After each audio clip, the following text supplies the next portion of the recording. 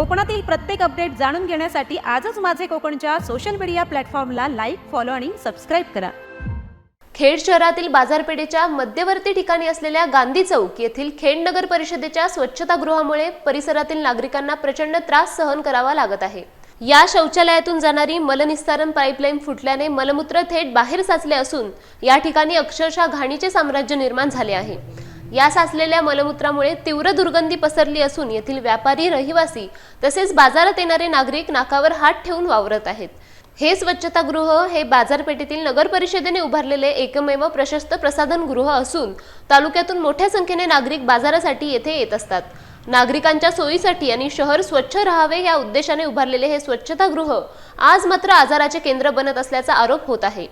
याबाबत अनेक वेळा तक्रारी करूनही नगर परिषद प्रशासन जाणीवपूर्वक दुर्लक्ष करत असल्याचा संताप नागरिक व्यक्त करत आहेत। या दुर्गंधीमुळे संसर्गजन्य आजार पसरण्याची भीती असून प्रशासन आजार पसरल्यानंतरच जागे होणार का असा सवाल नागरिक उपस्थित करत आहेत। नागरिकांच्या आरोग्याशी खेळ थांबवून तात्काळ पाईपलाईन दुरुस्ती व स्वच्छतेची कामे करावीत अशी जोरदार मागणी स्थानिक नागरिक, व्यापारी आणि रिक्षा चालकांकडून करण्यात येत आहे।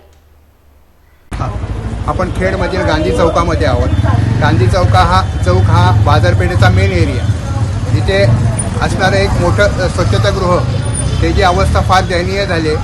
संडासची टाकी फुटून सर्व मटेरियल बाहेर येतं आहे। त्याच्यामुळे अतोनात येथील नागरिकांना, व्यापाऱ्यांना त्याच्या दुर्गंधीचा, त्याच्या वासाचा त्रास होतोय। तो त्रास आपल्याला सहन करावा लागतोय।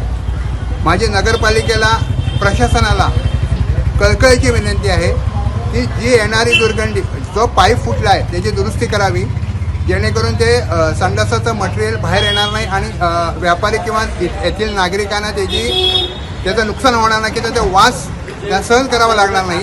ही माझी नम्र विनंती आहे। लवकरात लवकर नगर प्रशासनाने सदरची कारवाई करावी। खेड गांधी चौकामध्ये व्यापारी संघटनेतर्फे आज आमच्या इथं शौचालय बांधलेलं आहे। संडासचं ते लिकेज आहे, दुर्गंधी वास मारतो आहे हवा तेवढा। परत आमच्या दुकानं इथे, आम्ही इथं स्थायी गाव, आमच्या दुकानाच्या बाजूने ते वास होत आहे। काही बिल्डिंगचे संडासं तुटलेली आहेत। नगरपालिकेला विनंती करून सुद्धा लक्ष देत नाही, पेपर नोटीस पण देऊन सुद्धा लक्ष देत नाही। तरी आपण तुम्ही सर्वांनी विनंती करून प्रशासनाने त्याच्याकडे लक्ष द्यावे आणि आम्हाला वासातून मुक्त करावे।